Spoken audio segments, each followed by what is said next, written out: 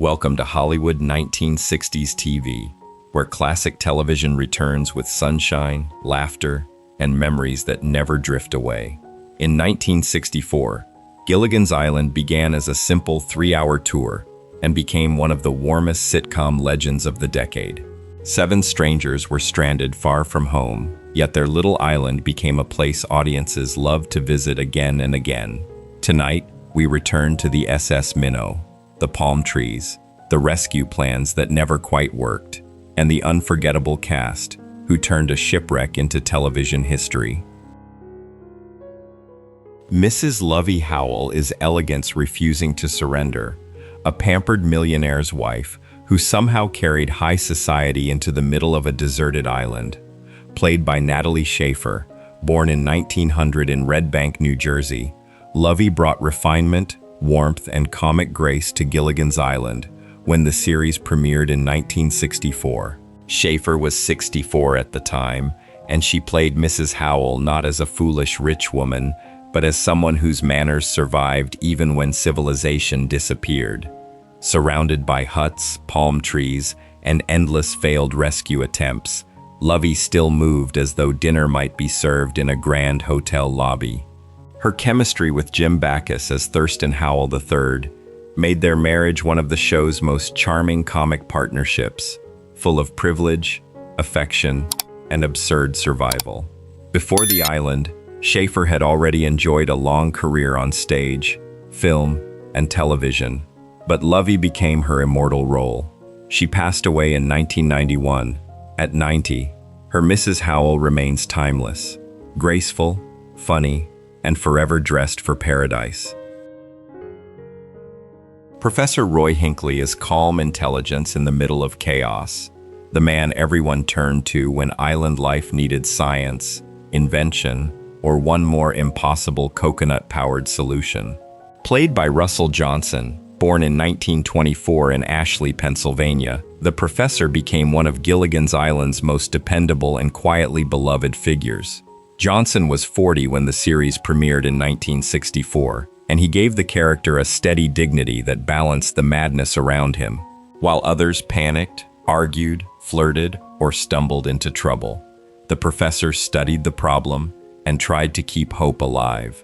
The great joke, of course, was that he could build radios, generators, and elaborate devices from bamboo and coconuts, yet somehow never fix the boat that could take them home. That contradiction became part of the show's magic. Before acting, Johnson served as a bombardier during World War II, giving his screen presence a natural discipline. He passed away in 2014 at 89. His professor remains patient, brilliant, and wonderfully impossible.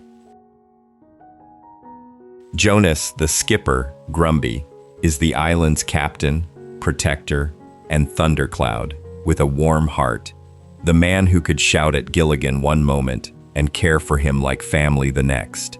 Played by Hale Jr., born in 1921 in Los Angeles, California, the skipper became one of Gilligan's Island's most recognizable figures when the series premiered in 1964. Hale was 43 at the time, and he gave the character a perfect mix of authority, frustration, physical comedy, and deep affection. The skipper worked because his anger was never truly cruel. Beneath the booming voice and constant exasperation was a captain who felt responsible for everyone stranded with him.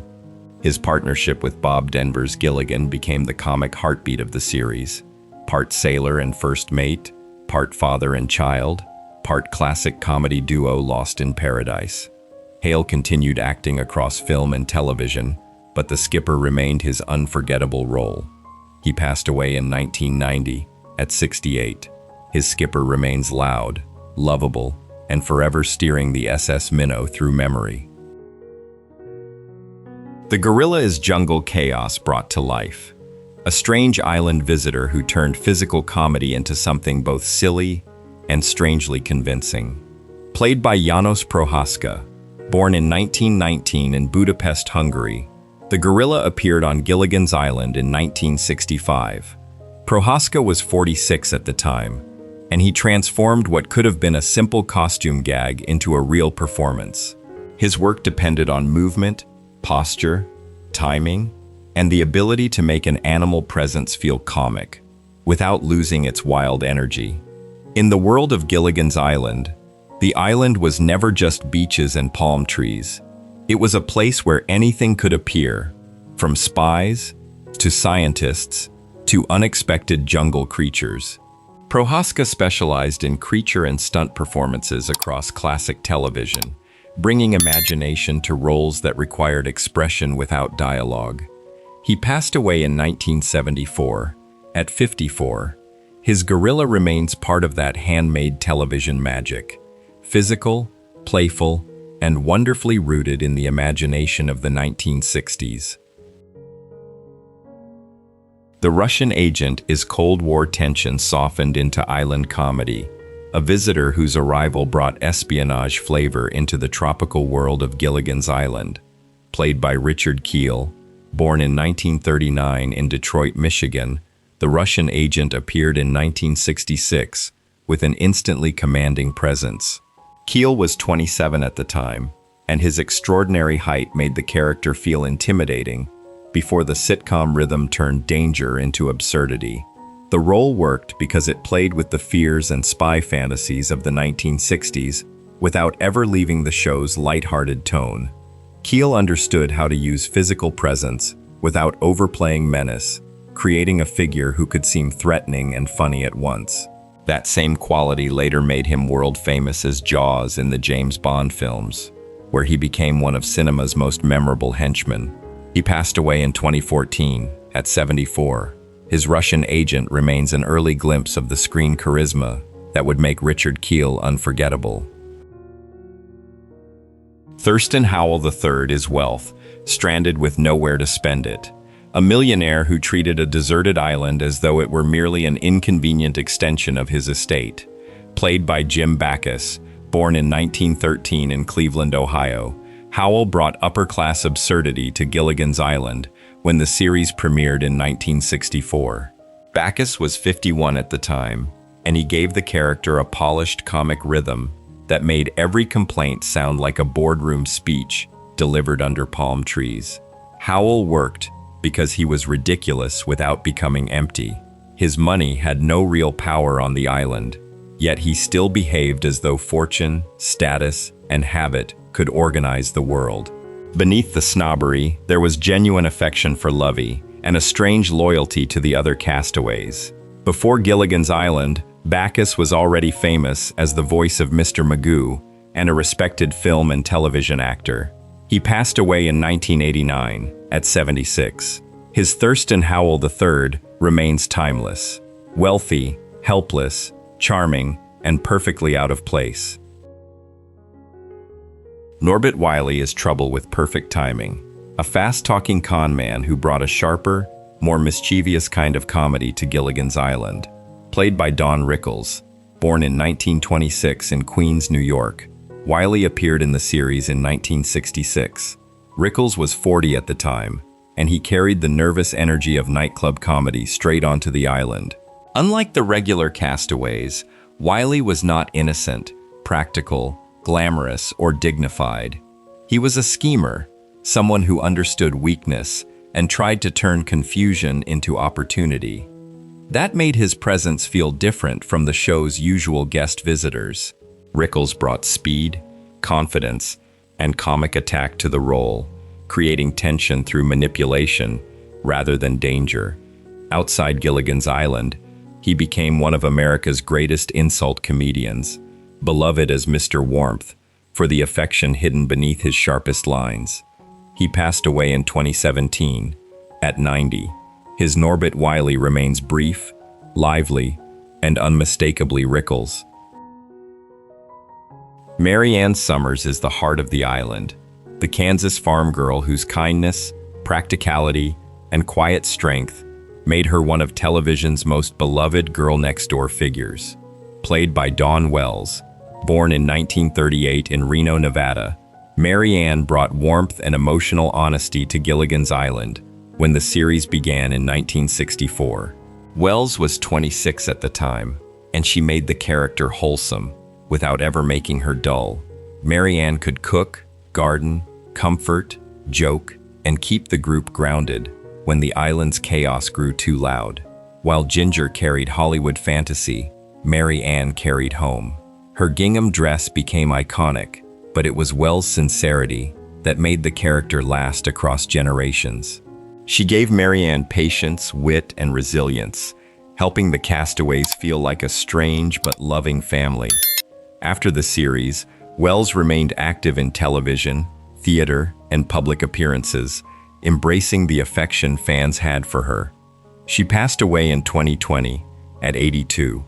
Her Mary Ann remains gentle, capable, and forever carrying home into paradise. King Kaliwani is ceremonial comedy with a colorful sense of authority, a guest character who brought another wave of misunderstanding, panic, and island adventure into Gilligan's Island.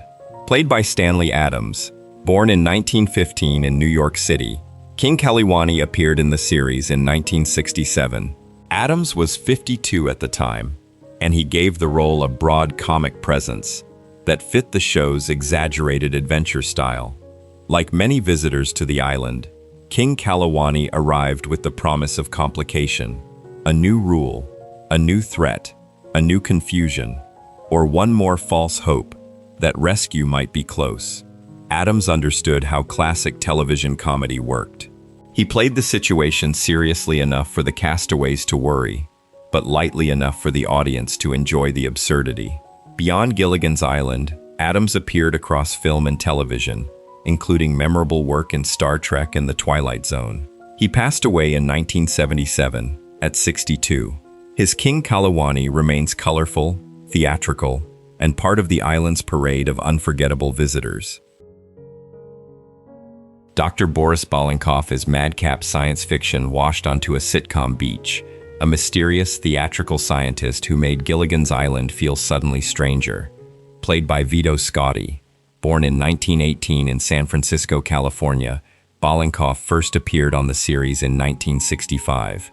Scotti was 47 at the time, and he gave the character a wonderfully eccentric mix of charm, menace, and comic oddness.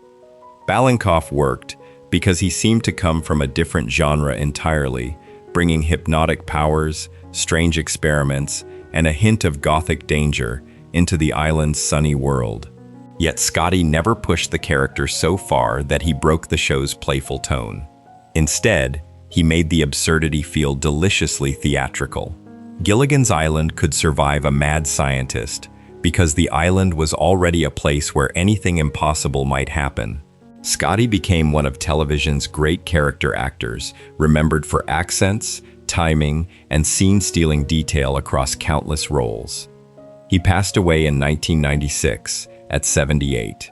His Dr. Balinkoff remains strange, funny, and wonderfully unsettling. The native character is part of Gilligan's Island's old adventure comedy tradition, where island encounters often became stories of confusion, panic, and escape plans gone wrong. Played by Eddie Little Sky, born in 1926 in Pine Ridge, South Dakota. The role appeared in the series in 1965. Little Sky was 38 at the time, and his presence connects the show to a larger history of native performers working within mid-century Hollywood. The character reflects a style of television storytelling that today feels dated, shaped by broad island adventure imagery and simplified cultural misunderstandings. Yet Little Sky's career matters because native actors were often given narrow roles in an industry that rarely offered them full complexity. As an Oglala Lakota performer, he worked steadily across westerns, films, and television, contributing to the visual memory of classic American entertainment while navigating limited opportunities. He passed away in 1997 at 71. His appearance remains part of a complicated legacy, one that reflects both the charm of classic television and the need to remember the performers behind imperfect portrayals. The parrot is a tiny island voice with a giant entertainment legacy, a comic presence whose mimicry added confusion, surprise, and cartoon energy to Gilligan's Island. performed by Mel Blanc. Born in 1908 in San Francisco, California, the parrot appeared through the voice of one of the greatest vocal artists in history. Blanc was 56 when he provided the voice in 1964, and even in a small role, his talent gave the bird rhythm and personality. In a sitcom built on misunderstandings, a talking or mimicking parrot was the perfect troublemaker. One repeated phrase could send the castaways into panic, hope, or complete confusion. Blanc's genius was making voices feel alive, not merely funny. Long before and after Gilligan's Island, he gave life to Bugs Bunny, Daffy Duck, Porky Pig, and countless other animated legends, shaping the sound of generations. He passed away in 1989, at 81. His parrot remains a small credit inside an enormous legacy, but it carries the unmistakable sound of comedy history. The headhunter is adventure danger turned into sitcom panic. A guest figure who brought another exaggerated threat into the safe, silly world of Gilligan's Island. Played by Russ Grieve, born in 1923, the headhunter appeared in the series in 1965. Grieve was 42 at the time, and he gave the role enough physical authority to make the castaways worry, while still keeping the tone playful and family-friendly. Like many visitor roles on the show, the headhunter exists inside a broad comic universe, where danger rarely stays dangerous for long. His arrival creates confusion, disguises, frantic plans, and the familiar rhythm of almost disaster that the series used so well. Grieve's performance helped turn an old adventure trope into light television fun, showing how the island could transform fear into slapstick before the credits rolled. He worked steadily as a character actor across film and television, often bringing strong presence to brief roles. He passed away in 1980, at 56. His headhunter remains part of the show's colorful guest character tradition. Wrong-Way Feldman is Hope flying in the wrong direction, an eccentric aviator whose arrival made rescue seem possible, only for Gilligan's Island to turn that hope into another beautiful joke. Played by Hans Conried, born in 1917 in Baltimore, Maryland, Wrong-Way appeared in the series in 1964. Conried was 47 at the time, and he brought the character a theatrical grandeur that made him sound both brilliant and ridiculous. Feldman worked because he embodied one of the show's favorite patterns. Someone arrives who might save the castaways, then comedy gently ruins everything. As an old pilot with a heroic past and a hopeless sense of direction, he gave the island a touch of adventure and melancholy beneath the laughs. Conried had a remarkable career in film, radio, television, and voice acting, famously voicing Captain Hook in Disney's Peter Pan. He passed away in 1982, at 64. His Wrong-Way Feldman remains charming, confused, and forever flying almost home. Duke Williams is sunshine, surf, and one more almost rescue, a handsome visitor whose arrival briefly changes the emotional temperature of the island. Played by Denny Miller, born in 1934 in Bloomington, Indiana, Duke appeared on Gilligan's Island in 1965. Miller was 31 at the time, and he brought the role athletic confidence, relaxed charm, and the easy glow of a beach movie hero. Duke seemed like someone who might actually do what the castaways never could: cross the ocean, find civilization, and bring rescue back. For a moment, everyone responds to him differently. The women admire him, the men compare themselves to him, and hope rises again. But true to the show's formula, rescue remains just out of reach. Miller played Duke with warmth rather than arrogance, making him likable, even as he disrupted the group. Before and after the series, he had a varied screen career, including Tarzan, the Ape Man, and many television roles. He passed away in 2014, at 80. His Duke Williams remains a sunny reminder that Gilligan's Island always offered a way out, then lovingly took it back. Gilligan is the innocent disaster at the center of paradise, the first mate whose good heart caused almost as much trouble as every storm at sea. Played by Bob Denver, Born in 1935 in New Rochelle, New York, Gilligan became one of the defining sitcom characters of the 1960s when Gilligan's Island premiered in 1964. Denver was 29 at the time, and he made Gilligan more than a clumsy fool. He gave him sweetness, loyalty, nervous charm, and a childlike sincerity that made even his biggest mistakes forgivable. Gilligan ruined rescue plans, misunderstood instructions, and stumbled into chaos again and again, but he never acted out of selfishness. That was the secret to the character's lasting appeal. Audiences could be frustrated with him and still love him, because beneath every disaster was someone trying to help. Before the island, Denver had already found fame on the many loves of Dobie Gillis, but Gilligan became his eternal legacy. He passed away in 2005 at 70. His Gilligan remains forever apologizing, forever smiling, and forever stranded in television history. Ginger Grant is Hollywood glamour that refused to fade, even when surrounded by sand, huts, and failed rescue plans. Played by Louise, born in 1934 in New York City, Ginger became the island's movie star when Gilligan's Island premiered in 1964. Louise was 30 at the time, and she gave Ginger more than beauty. She brought softness, intelligence, theatrical instinct, and a sense that performance itself could become a survival tool. Ginger could slip into accents, dramatic poses, or little invented roles whenever the castaways needed a plan, carrying old Hollywood illusion into a place far from civilization. She stood in beautiful contrast to Mary Ann's homespun warmth, giving the show two very different visions of femininity. After the series, Louise continued working in film and television while gradually stepping away from the role that made her a household name. In 2026, Louise is 92. Her Ginger Grant remains luminous, stylish, and the last living original star of Gilligan's Island.